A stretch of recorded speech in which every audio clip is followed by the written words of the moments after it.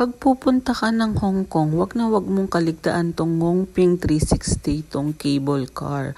So, dalawa siya guys, standard cable car o yung standard crystal cabin. So, yung crystal cabin, ito glass siya yung floor niya.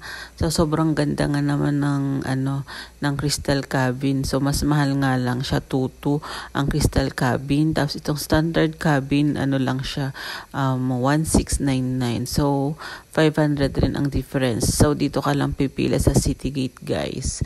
So yun na nga, napakahaba ng pila.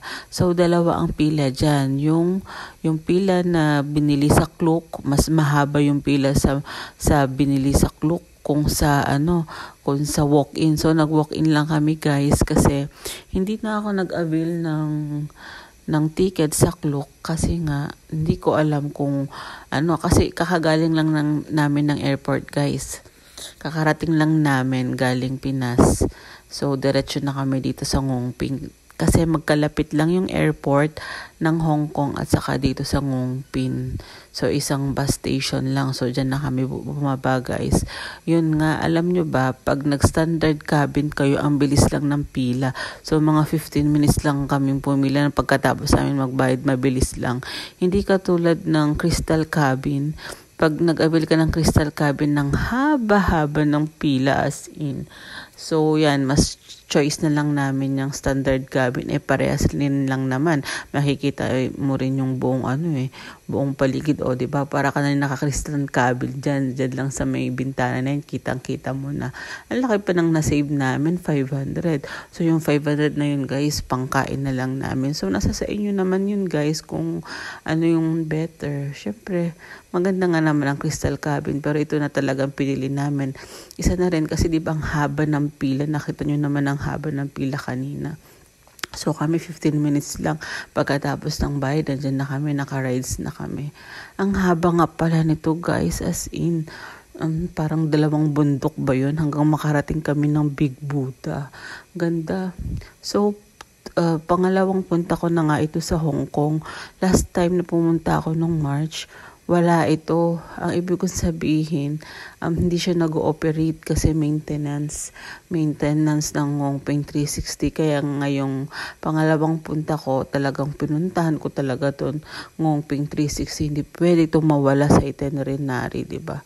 At yun na nga, at worth it naman guys. Ang ganda-ganda, kitang-kita mo ang tanawin, kitang-kita mo ang dagat, diba?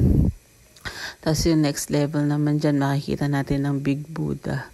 Ayan, ang ganda. The best talaga. Nakaka-unwind. Ang haba, talagang parang 40 minutes. Ganun katagal. Ang tagal ng cable car na yan. So, worth it naman na binayaran namin, 1,699. Yung standard cabin na yan.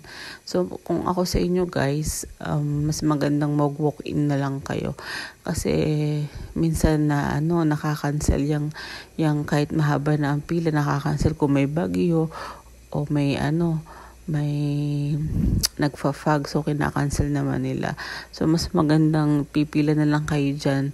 Walk-in na lang kayo. Mas konti pa ang pila. Diba sabi nila, pag binili mo sa Klook, mas mabilis lang yung pila mo. Pero sa instance naman na pumunta kami, ang haba ng pila ng nag-avail sa Klook kung sa walk-in.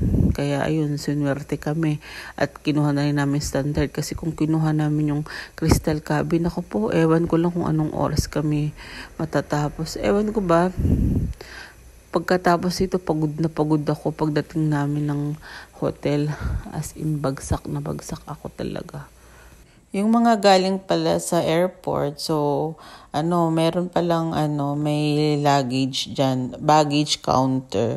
May baggage diyan sa may sa Citygate bago kayo tumaas sa Ngongping. Pwede nyo iwan siya. So 20 HKD 2 hours. So self check-in dun guys. So maliit lang na luggage ang pwede.